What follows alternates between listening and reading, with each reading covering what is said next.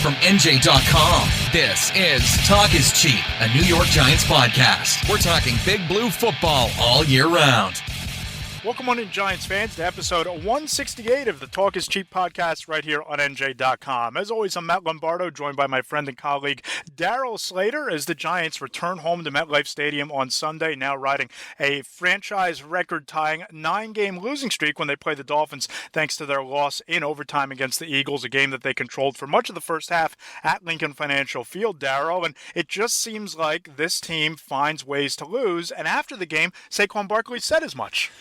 He did. He literally said that. So that is about as damning of a statement as you could possibly have. And now, it's a foregone conclusion at this point. Pat Shermer, I would, even if he wins out to go 5-11 after going 5-11 next year, I think he's gone regardless. I think, as we've been saying all along for weeks now, I think we said this before the bye week even. We were forecasting what could happen here down the stretch. Before the Jet game, back in week 9 or 10 when they played the Jets. If this streak hits 10 and it's the new record for the franchise, he's out of here Monday. He has to be at least.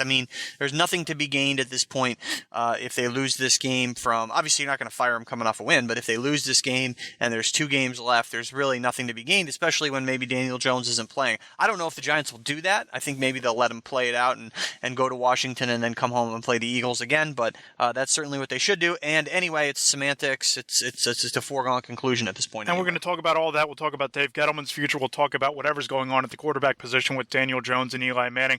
I don't know about you, Darryl, and we'll dive into this later.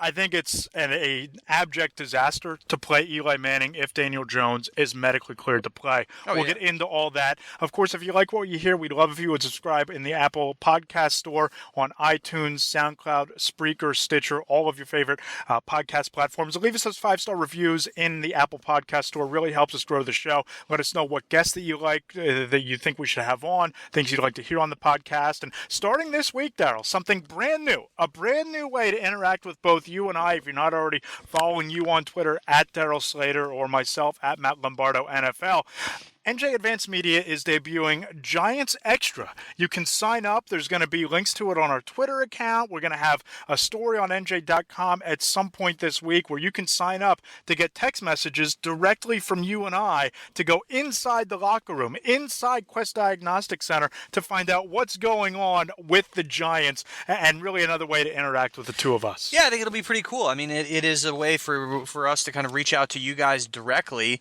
and we appreciate you going and taking a look at it and subscribing, and you'll hear stuff first on that platform, and it's something that if you're, maybe some of you guys are aware of this, or guys and gals are aware of this from what Rutgers does, our guys down there, James Cratch, Keith Sargent, and Steve Politi, chiming in with Rutgers information on their Rutgers sort of text service. Really, these texts go directly to your phone, and you can text back with us, and we'll interact with you guys on there. It's not, we're not giving you our phone number. No, but we'll have Q&As with you. Yeah. We'll, share little nuggets that we pick up along the way, clear out the notebook that maybe things didn't make it into our stories. You'll get that information. And if you have questions for us or things that you'd like us to ask certain players, this is your way to get involved. And it goes right to us, and we can interact with you guys directly on there through this service. So it's really cool. And folks down who have followed Rutgers and all that's going on down there, which is always a ton going on with Rutgers, have really liked this, and I hope you guys will as well. So if you're maybe you're familiar with it, if you're a Rutgers fan and also a Giant fan, so maybe you subscribe to those guys. We do it for the Devils as well, so I think that'll be, if you like the Devils and the Giants, maybe you're familiar with it through that. But yeah. Check it out. It has, as we're talking now, it's Thursday 11:45. So this podcast will post later this evening, and I would think by the time this podcast is up later this evening, we should be launched and ready to go, and give you guys a chance to check out the whole story. Literally, there'll be a story on our site about what we're going to be doing, and how you guys can sign up and everything like that. So it'll be fun. It'll be a really enjoyable, kind of breezy, easy way, and not the formality of us kind of writing a story, just talking to you guys, and then certainly And we'll hit you up through the service on for questions for the podcast. Oh, no doubt about it. And if you have questions for the podcast, this is the way to do it now. I mean, ask those questions, and we'll answer them right here on the podcast. So. Yep. So be on the lookout. NJ.com/Giants, at Darryl Slater, at Matt Lombardo NFL. We'll tweet out all the information, post the information on how you can sign up, how you can subscribe. And Darryl, I think you put it best in one of your introductory text messages that will go out later. We promise to do this better than the Giants are playing football this year.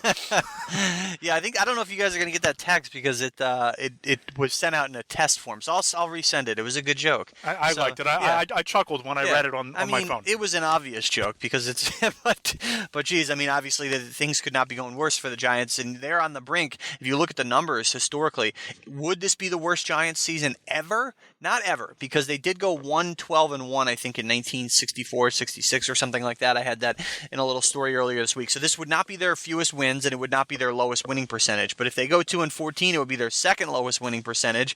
It would be their fewest wins in a 16-game season. So, man, this team's been around since 1925, and this is right up there with some of the worst seasons they've ever had. And John Mara obviously needs to figure out how this doesn't ever happen again. Yeah, exactly. And if you look at the 3-year stretch, no team since the start of 2017 has won fewer games than the Giants have. They have just 10 wins since the start of the 2017 season. So you just look at how far this franchise has fallen, and that's why this offseason is so pivotal. It's not just pivotal to Daniel Jones taking that big leap forward from year 1 to year 2 as a quarterback, or Darius Slayton building on the positive momentum of his game against the Eagles and now leading all rookie wide receivers with 7 touchdowns.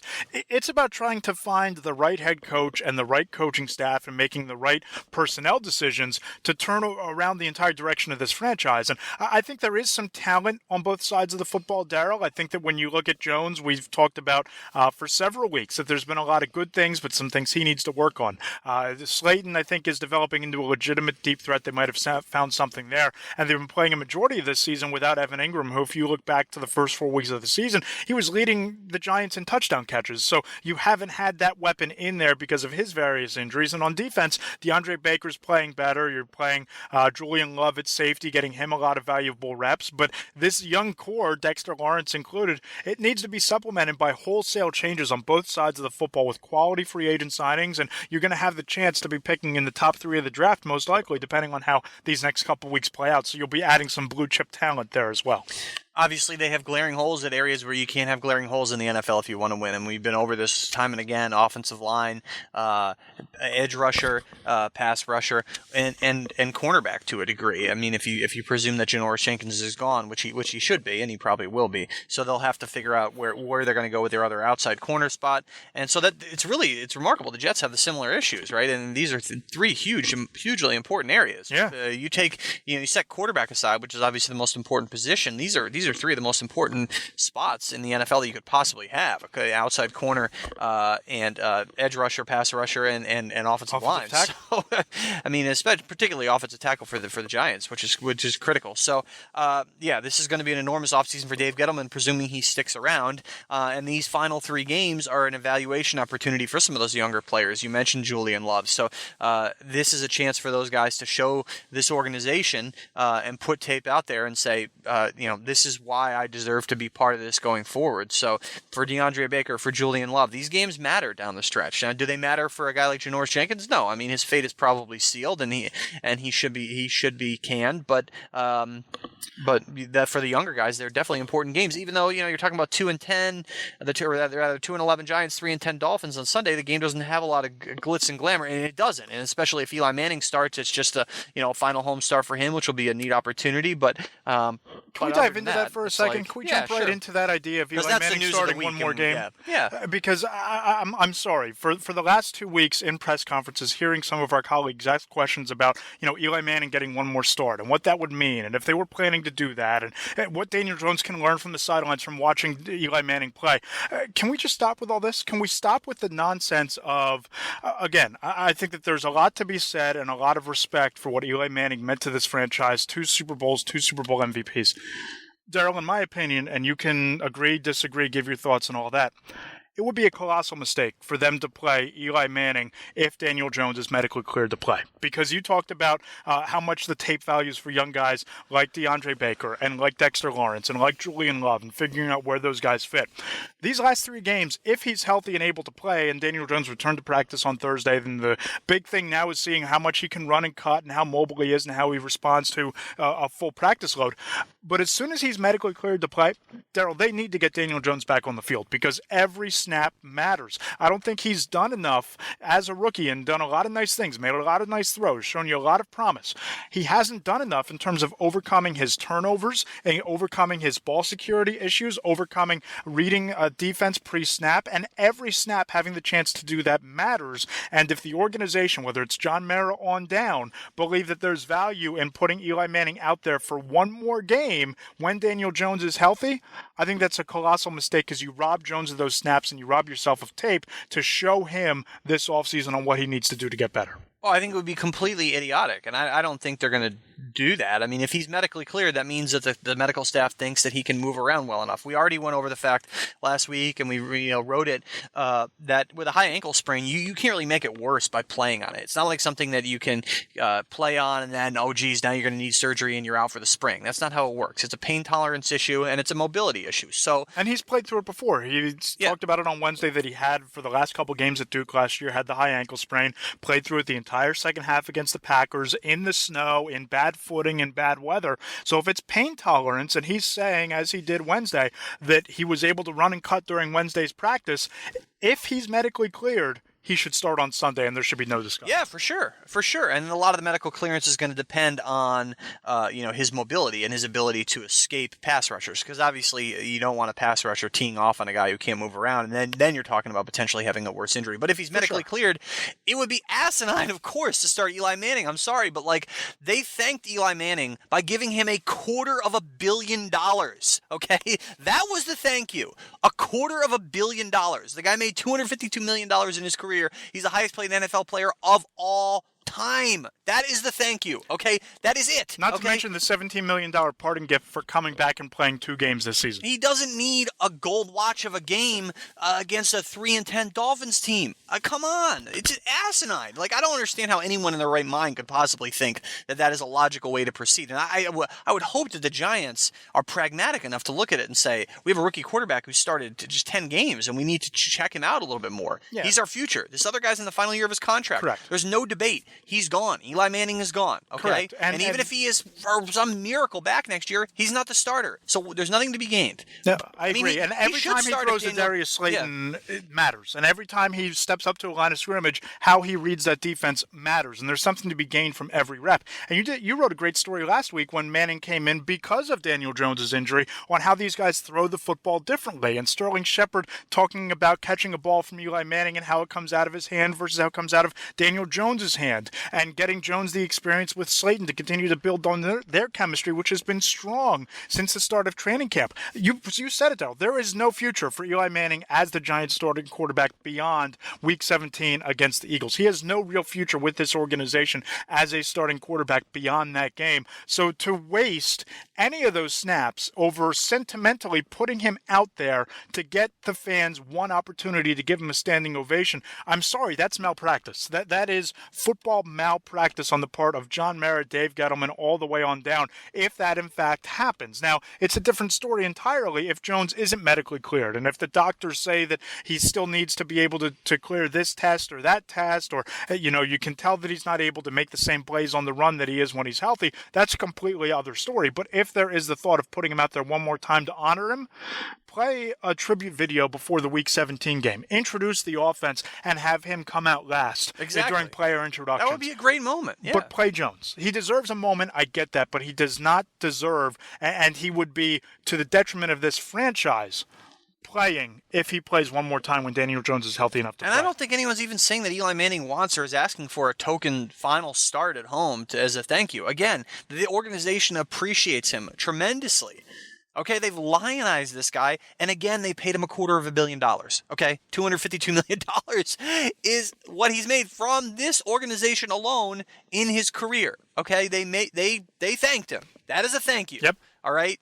That's more than a fruitcake and a gold watch. That's a lot. That's a big time thank you. And they gave him a lot of money this year. So they valued him. To say that they don't value him or respect him by not starting him at the end of the year is insane. Obviously, Daniel Jones deserves to start if he's the guy. So and then you saw on Monday night, Eli Manning did some okay things, right? But it's not like he led them to a victory. They scored. They gained 29 yards of offense in the second half. 16 passing yards in the second half. So that's exactly what we all expected. A mediocre to slightly below mediocre performance. A couple little highlights sprinkled in. A couple nice throws to Darius Slayton for those touchdowns. Okay, those are good moments. But the team lost. Okay, they were leading 17-3 until a minute and a half remained in the third quarter. And they lost 23-17 in overtime. That's all you need to know. Yep, and I think that Eli Manning's performance put them there in a lot of ways, but a lot of ways, head coach Pat Shermer's decisions in the second half of that game put them there as well. And I think that if you want to look at the beginning of the end for Pat Shermer, we can say that it happened when they lost to the Jets, right? Going into the bye week, and that loss probably sealed his fate. But if you want to boil down one game as to how the Giants got here and how Pat Shermer got here in terms of a lack of job security, it's what happened in that game. It's what happened in the second half on Monday night, in the fact that you just look at, you were up 17-3, everything is clicking, airing it out, stretching the field to Darius Slayton. All of a sudden, the Eagles go to a little bit of more of a zone coverage and keep everything in front of them, and the offense falls apart and can't move the football, not to mention everything that happened inside of the final minute, the kind of chess match between him and Doug Peterson with the timeout getting called too late and then the Eagles punting it away. That kind of boils down to that type of performance, why Pat Shermer is not the right coach for this team. He's not a good head coach. He is not a good NFL head coach. It's been demonstrated over the course of now, I believe, 62 games. Okay, the guy's 17-45. That's plenty of opportunities to show whether you're a good head coach. I understand the talent wasn't good in Cleveland. I get that the talent's not good here. Okay, but 17-45. Come on. The 7th worst winning percentage in NFL history among coaches who have coached at least 50 games. He's 7-22 with the Giants now? Yep. Is that right? So 5-11 and 2, and 11. The 2nd worst winning percentage in the team's history among all coaches ever with the organization. So, I mean, Pat Shermer might be plenty qualified, and he probably is, to be an offensive coordinator somewhere. He's done a good job with that. He's not a good head coach. That's it. He should never be a head coach in the NFL again, and he probably never will. And I think he sees that coming. And I think that, you just look at his demeanor, and you were asking him some really pointed questions after the game about his lack of job security and whether he thinks he has a chance to finish out the season. And he basically said, yeah, I do, but we'll have to see. I think that was very interesting because he kind of took what was a pointed question that he, in the past, might have flipped out about, might have given you an angry glare after you asked it, and he kind of made a joke about it. And that kind of leads me to believe, Darryl, that I think in some ways he might be resigned to his fate, that he has no future as the Giants head coach beyond this season. He has to know. He has to know. He can't even get angry at this point. Not that, he's been pretty professional, I would get, for the most part. I would, gather from what just talking to him here about these tough questions. He's been pretty professional about him. And, no doubt about it. And he understands. And even he kind of after the game said, he thinks he'll finish the year. What else do you expect him to say? And then he kind of shrugged, did the little shrug guy emoji almost, like, the little lines and whatever that people cleverly insert on the social media and stuff. So he kind of did that. So that sums it up. That sums up the shrug guy emoji. Does he have a name? I don't know if he has a name. Yeah, we can call him the Sherm. The last 3 games of this season. So he knows what's coming, and he'll get other opportunities in the NFL to be a coordinator, no doubt. And don't feel bad for Pat Shermer, folks. He got a 5-year contract from the Giants. He could sit on his rear end for the next 3 years and get paid the entirety of the contract. Okay? And then go and be a coordinator somewhere again. Or go and be a college coach somewhere and still have cashed that money from John Mara. Yeah, basically he's getting the money regardless. So I'm sure, and I don't know this, but there's got to be an offset in the contract where, say he makes... If he takes another job in the NFL, I think that whatever the difference is, that the Giants don't have to cover that. Right, so if the Giants owe him, say, for example, $4 million next year, and he gets a job that pays him $1 million, well, the Giants pay only $3 million. He doesn't get to fully double dip. So he's guaranteed to make for the next 3 years what he would have made if he was the Giants coach, but really no more than that. Unless he finds a job that pays him more than that, which is probably unlikely. But so he's going to be just fine, folks, financially and and job wise. I understand people having sympathy for coaches who get let go in the NFL, and there is a lot of uprooting and family changes in terms of having to move because there's not a lot of job stability. But there's also a ton of financial stability. Okay, like there's a ton, especially if you're the head coach. So there's no reason to feel bad for him. There's no reason to feel bad for Eli Manning. I mean, the results are what they are for this organization and for Pat Shermer, and he's going to get fired, and he deserves to get fired. And surely he knows that that's it. And that's the reality of the NFL. And the question becomes, what happens with Dave Gettleman? Yeah, and you talk to people around the league, and you kind of get some mixed signals on that, because you talk to some people, and they think that Mara is going to be reluctant to fire a general manager after just 2 years and fire 2 general managers in less than 3 years. And then you talk to other insiders across the league, and they say that there's no way that he survives this based on going all the way back to the Saquon Barkley pick, going back to the team not progressing over the last 2 seasons. And then you have to ask yourself, how much belief does John Mara have in Dave Gettleman hiring this head coach, and how much input should he have in hiring this next head coach after the Pat Shermer hire has gone so poorly?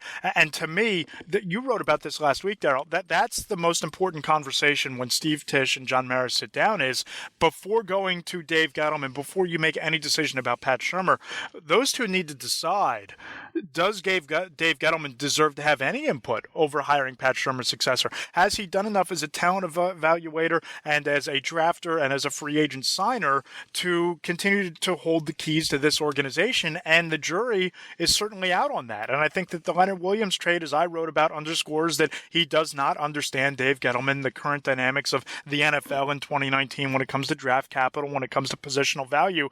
And I wonder, is this organization going to dig its heels in further into the Giant way, or is somebody going to wake up, look around the league, look at the success of organizations with young up-and-coming GMs that build their roster around using analytics, and say that we need to go in a different direction here? Here's the thing. If the Giants are committed to Dave Gettleman's plan, and I kind of wrote this, and really they're almost too far along now to can him after 2 years, but if they are indeed committed to his plan, which it might be a terrible plan, but maybe they don't view it that way, they have to give him some input on the coaching hire. But the final decision should fall to John Mara and Steve Tisch. It shouldn't be a final Dave Gettleman decision. He hasn't earned the right to unilaterally hire the next head coach. The other thing to consider here is John Mara and Steve Tisch are now 0 for 2 on head coaching hires. These guys were not involved in the Tom Coughlin hire. Wellington Mara was still around and running the show back then. Now, I shouldn't say they weren't involved. They weren't running the show. John Mara was involved in the Tom Coughlin hire, but that was a Wellington Mara decision, his father. He was still alive, still around, still running the show here. So now they've struck out on Ben McAdoo, lasted 2 years, gone. Now they've struck out on Pat Shermer, lasted 2 years, gone. Next year, they'll be paying Pat Shermer for the next 3 years, okay, then the new coach. This is the last year, currently 2019. And they're still fully paying Ben McAdoo this year because he's out of football altogether. Right, so basically, you will be paying 2 coaches for 18 and 19, and then you'll be paying 2 coaches for 20, 21, and 22. This team's going to go 5 years where they're paying 2 coaches at the same time. Do they want to go down that road with the GM? Do they want to cut loose a GM and be doubling up on that position as well? That's what they have to ask themselves, along with how committed they are to this guy's plan. And if they are committed to his plan, you can't just let him have no input. If he stays, he's got to have some input, and he probably will, but he can't make the final decision. But should they be committed to the plan? In your estimation, covering this team, should they be committed to the plan? It's really like left them. No, I guess they could pull the plug, right? I mean, after 2 years, I don't think they will. To me, it's the perfect time to pull the plug, because you'll be picking potentially number 2 or number 3 overall. And you've already seen, in terms of taking a running back at number 2 overall and then not building around him and trading away Odell Beckham Jr. As a game-breaking wide receiver for your future rookie quarterback, and to take some of the pressure off of Saquon Barkley. You've seen how that has played out. You saw what happened in last year's draft. Now, DeAndre Baker is starting to come around, but you had 3 first-round picks, and Jones is the only one, and Dexter Lawrence, through stretches of the season, has played at a very high level as well. But you've not gotten the kind of production out of the first 2 drafts, both picking in the top 10, that you would expect to get this earlier in their careers. And I think that if you're going to hire a new GM, and especially a forward-thinking one, maybe like a Chris Dodds from the Ed Dodds, rather, from the Indianapolis Colts, their assistant general manager, where you go the Louis Riddick or Daniel Jeremiah route, someone who's going to rely on analytics, somebody who's going to try to continue to build through the draft. And with $67+ million in cap space, they're not going to inherit a better set of assets to continue this rebuild than they will this offseason. So to me, if you're committed to Dave Gettleman, that's one thing, then you need to be all in. But if you're on the fence about Gettleman, there's not going to be a better situation for a general manager to walk into than this one, because you'll have premium draft picks, a ton of cap space, and you'll have a rookie quarterback who you can decide whether you're moving forward with him, and that's one thing you don't need to worry about, or you're picking high enough to draft a quarterback and flip Daniel Jones for even more draft capital, coming in and putting your fingerprints on this franchise. Yeah, I think that the issue here all along has been going back to the offseason when you looked at them and say, they're going to draft a quarterback, but they're not really fully rebuilding. They're bringing back Eli Manning. They're bringing back Janoris Jenkins, and I know that the cutting Jenkins would have been a reasonable dead money cap hit, but. I think as you look at it, he didn't do a good enough job, Dave Gettleman did, of fully embracing a rebuild. You could sell a rebuild if you're actually rebuilding. I mean, they gave an enormous contract to Golden Tate, a guy who is now 31 years old. He's 31 this year. So the day after they traded Odell Beckham Jr. So you realize that you were trying to trade away one game-breaking wide receiver, and you thought that putting a Band-Aid on that move was bringing in Golden Tate, who his best years are from the slot. Right, and it's a win-now move, and they're not in position to win now. I don't understand. It just didn't make sense. It didn't make sense then. It doesn't make sense now.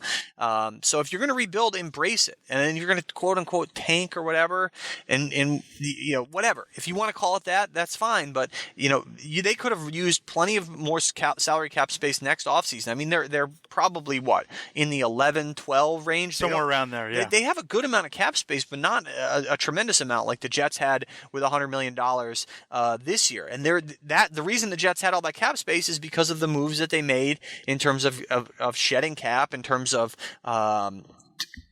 tearing down the roster, which is what you kind of have to do when you rebuild. So the issue is that the Dave Gettleman had 1 foot in each of the in each camp there, in the rebuilding camp and the win now camp, and that was the philosophy of the entire rebuild, was trying to quote unquote win while rebuilding. It's so dumb. Like it doesn't work in the NFL. It doesn't work in the NBA.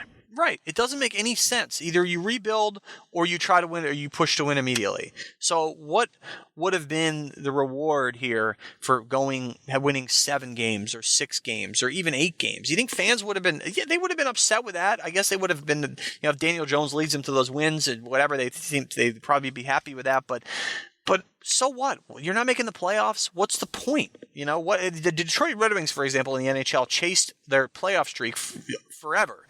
Just to get into the playoffs, continue the playoff streak. They lose in the first round every year, and that team is a disaster now because they kept chasing with these big veteran contracts. Now it's a little bit apples to oranges, obviously, and it's a different sport, of course. But what are you doing if you're not trying to win the Super Bowl? Are you trying to start over, or are you just trying to be?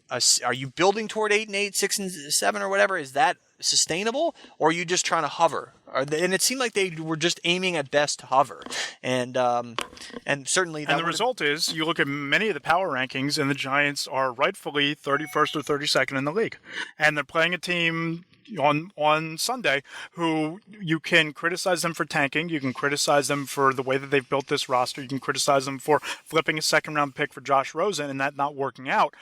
But the bottom line here is, Darryl, they had a plan and they committed to the plan. Their plan was, we are going to acquire as many draftable players, draft assets as possible, and as a result, they have 3 first-round picks, 3 second-round picks, a total of 13 draft picks this year. Wow. No, they don't have a franchise quarterback, but I believe that they have found a head coach in Brian Flores who, at bare minimum, can get his team to play for him, because they've won a couple games over the last month, and they seem to be playing at a very high level, or at least playing at a very high effort level for him, which I don't know that you can say the same about Pat Shermer over the last month.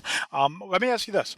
The 2 teams that are on the field at MetLife Stadium on Sunday, who has a brighter future, the Dolphins or the Giants? Well, I mean, I think that a lot of that depends on who the Dolphins get as their quarterback next year. But, I mean, if you look at who's set themselves up better to have a brighter future, there's no question it's the Dolphins, because of all the things you mentioned. If you want to rebuild in the NFL and you want to try to build a team from the bottom up, you do it through the draft. And the Dolphins have put themselves, as you mentioned, in extremely good position to do that. And the Giants really haven't.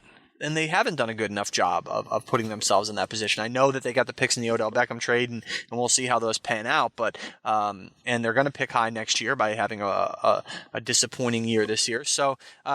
Yeah, I think if you look at it and say, unless the Dolphins could always screw up those picks, they could always pick a quarterback who winds up being terrible, but they've put themselves in better position to have that brighter future. They also lead the league in cap space with over $100 million going into next year. So you have 13 picks, you have 6 picks on the first 2 days, 3 in the first round, $100 million in cap space. And whether it's Joe Burrow, whether it's signing a quarterback, whether it's trading for a veteran quarterback, my thought is they can do any of it. The Dolphins are better positioned to have a brighter future than the Giants are, and that's playing in a division where you never know what New England is going to be from year to year at this point. Will Bill Belichick and Tom Brady be back next year? Will Brady be playing elsewhere? In the NFC East, you have the Dallas Cowboys with a very talented roster. You have an Eagles team that seems to have regressed over the last couple of years, but as long as they have Carson Wentz and they have some of those pieces on defense, they're going to be in the mix. I just look at what the Dolphins have.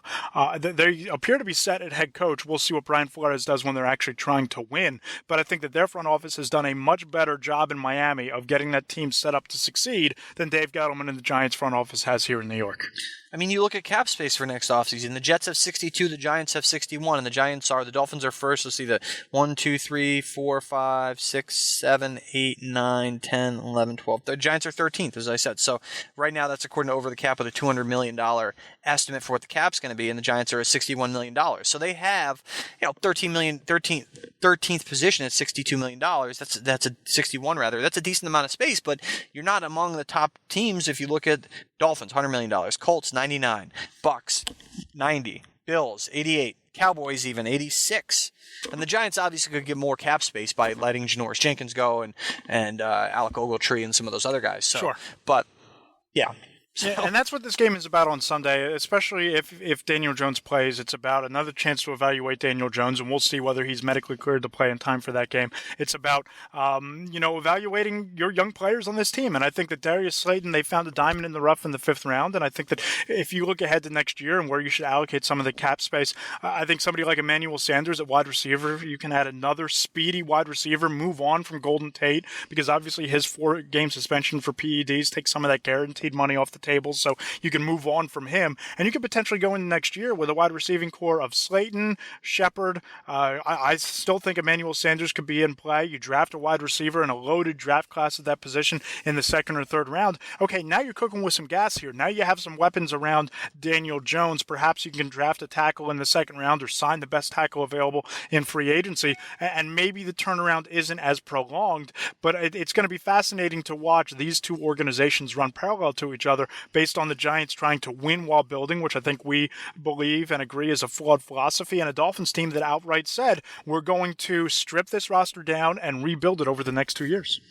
Yeah, I think that they've done it the right way so far. If you're going to rebuild, now obviously the hard part is finding the right players. That's the hard part. But they've set themselves up okay, and so that's an interesting storyline going into what's a rather uninteresting game in terms of the dichotomy of what you're looking at here in terms of one team how it's rebuilding and the other how it's choosing to rebuild with the Giants. So. It's the Rebuilding Bowl, and of course you can follow us along on Twitter. He's at Darryl Slater. I'm at Matt Lombardo NFL. And please keep a lookout for Giants Extra, our subscription-based tech service. We'd love to interact with you guys off the podcast, off Twitter, share some nuggets with you as we roll along here. Darryl, before we get out of here, what's your pick for the game? Who wins on Sunday? I'm not picking the Giants the rest of the year. I'm picking against them every game. I think you said it last week, and I think I picked against the Giants last week. But I mean, this team is dead in the water, and I think Miami wins 24. 21. I can't remember what I picked for the paper, but I'm changing it. Whatever it was. I'm going to pick Miami 24-21. Yeah, we touched on this very briefly, but Saquon Barkleys' comments after the game when he said that this team is finding ways to lose, that's about as damning a statement as a player can make about any team or any head coach. That just goes to show you a little bit of insight about how these players feel about Pat Shermer. I think they still like him. I think in a lot of ways they're playing for him and still playing hard, and the effort's there and all that. But I think Bill Belichick and Nick Saban, they said it best this week that good players can't overcome bad coaching. Giants are a badly coached football team right now, Darryl, and the talent on their roster and the results and the wins and losses show that. I think the Dolphins win this game. I think that the Giants lose to the Redskins. I think they lose to the Eagles. I think they finish 2-14, and I don't see a lot of offense being produced by either team on Sunday. And I think the Dolphins win this game something like 16-13. It'll be a thriller. What's the weather going to be like? Jeez, is anyone going to want to come out for this game? But hopefully a little nicer than it was in Philly on Monday night, because it was raining cats, dogs, and cheesesteaks. So maybe sell your tickets and use the money to sign up for the Giants Extra. I like it. Good you idea. might be able to get $5 for those. It's a better those use tickets. of your money. Yeah, exactly. It's not that much money, $5 a month. Yeah, you could definitely turn a $5 profit on your ticket or something like that. But yeah.